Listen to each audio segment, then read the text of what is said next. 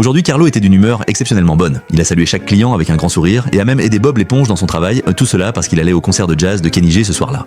Juste à ce moment-là, Bob l'éponge a entendu à la radio que les billets étaient épuisés. Alors il a rapidement dit à Carlo: Le concert est... Désolé, complet. Oh, Squidward a fait semblant d'être déçu, mais la seconde suivante, il a sorti le billet qu'il avait déjà acheté et a commencé à se vanter auprès de SpongeBob. Cependant, dans son excitation, il a accidentellement fourré le billet dans la bouche de Patrick. Cela l'a complètement brisé. Juste à ce moment-là, la radio a annoncé qu'il y aurait un tirage au sort pour 2 fans chanceux. Squidward s'est précipité vers le téléphone et a continué d'appeler sans arrêt, mais peu importe combien de fois il a essayé, il n'a jamais réussi à passer. SpongeBob n'a appelé qu'une seule fois et a effectivement gagné. Il pouvait même amener un ami pour rencontrer Kenny G. moi et un ami?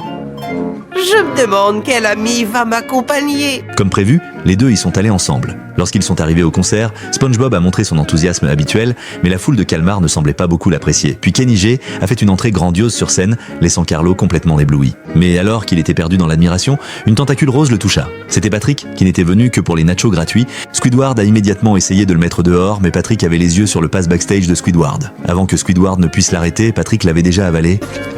SpongeBob a essayé de réconforter Squidward en lui offrant son propre pass, mais bien sûr, Patrick ne manquerait pas non plus cette occasion.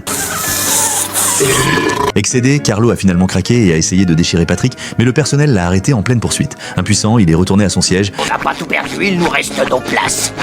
Seulement pour trouver quelqu'un d'autre assis là. Il cria de colère, mais le bruit dérangea le public, et lui et SpongeBob furent expulsés. Comme ça, le rêve de Squidward fut ruiné. Mais ensuite, Patrick réapparut soudainement. Les deux se sont faufilés à l'intérieur au bon moment. Squidward fantasmait encore de rencontrer le grand Kenny G, mais ils ont vite été arrêtés par son manager dont les lèvres portaient un badge très évident. Squidward a essayé d'impressionner le manager avec son talent. Et SpongeBob l'a même accompagné, mais la clarinette de Squidward sonnait terriblement mal. Pendant sa pause, Kenny G a entendu le bruit et a remarqué SpongeBob qui jouait comme un véritable prodige musical. Ignorant complètement Squidward, il a amené SpongeBob sur scène, où ils ont commencé à jouer ensemble. Refusant de l'accepter, Squidward a essayé de les rejoindre sur scène aussi.